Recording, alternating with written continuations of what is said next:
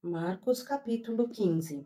E logo ao amanhecer, os principais dos sacerdotes, com os anciões e os escribas e todo o sinédrio, tiveram conselho e, ligando Jesus, o levaram e entregaram a Pilatos. E Pilatos lhe perguntou: Tu és o rei dos judeus? E ele, respondendo, disse-lhe: Tu o dizes. E os principais dos sacerdotes o acusavam de muitas coisas, porém ele nada respondia. E Pilatos o interrogou outra vez, dizendo: Nada respondes? Vê quantas coisas testificam contra ti. Mas Jesus nada mais respondeu, de maneira que Pilatos se maravilhava. Ora, no dia da festa costumava soltar-lhes um preso qualquer que eles pedissem. E havia um chamado Barrabás, que, preso com outros amotinadores, tinha num motim cometido uma morte. E a multidão, dando gritos, começou a pedir que fizesse como sempre lhes tinha feito.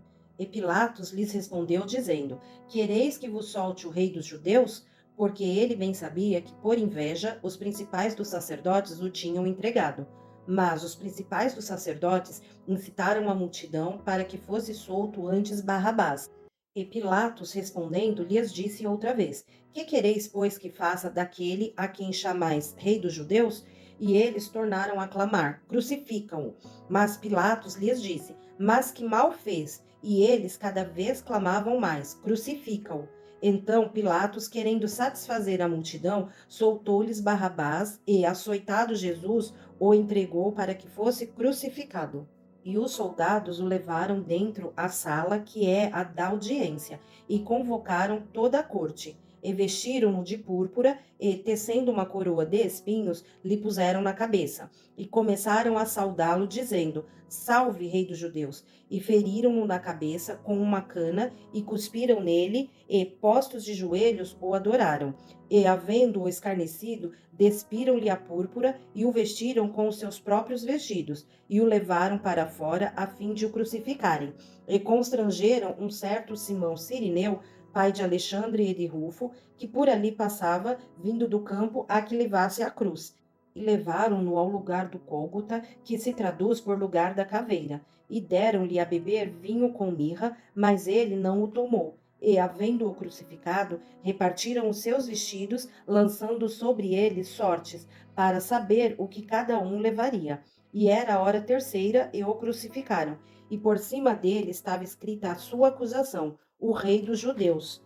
E crucificaram com ele dois salteadores, um à sua direita e outro à esquerda. E cumpriu-se a escritura que diz: E com os malfeitores foi contado.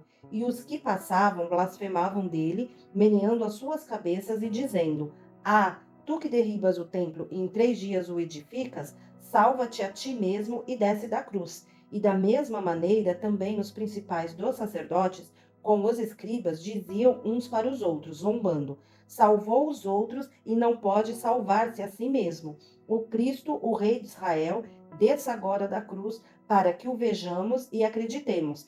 Também os que com ele foram crucificados o injuriavam. E chegada a hora sexta, houve treva sobre toda a terra até a hora nona. E, à hora nona, Jesus exclamou com grande voz, dizendo: Eloi, Eloi, lama sabachthani, que traduzido é: Deus meu, por que me desamparaste? E alguns dos que ali estavam, ouvindo isto, diziam: Eis que chama por Elias. E um deles correu a embeber uma esponja em vinagre e, pondo-a numa cana, deu-lhe a beber, dizendo: Deixai, vejamos se virá Elias tirá-lo. E Jesus, dando um grande brado, expirou, e o véu do templo se rasgou em dois, d'alto a baixo. E o centurião que estava defronte dele, vendo que assim clamando expirara, disse: Verdadeiramente este homem era o Filho de Deus.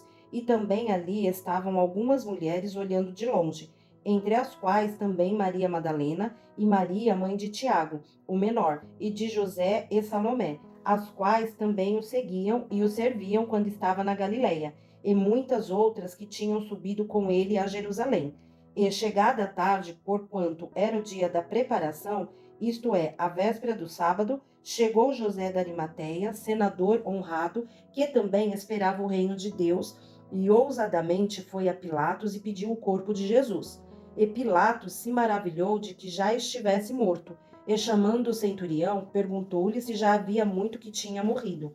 E, tendo-se certificado pelo centurião, deu o corpo a José, o qual comprara um lençol fino e, tirando-o da cruz, o envolveu nele e o depositou no sepulcro lavrado numa rocha, e revolveu uma pedra para a porta do sepulcro. E Maria Madalena e Maria, mãe de José, observavam onde o punham.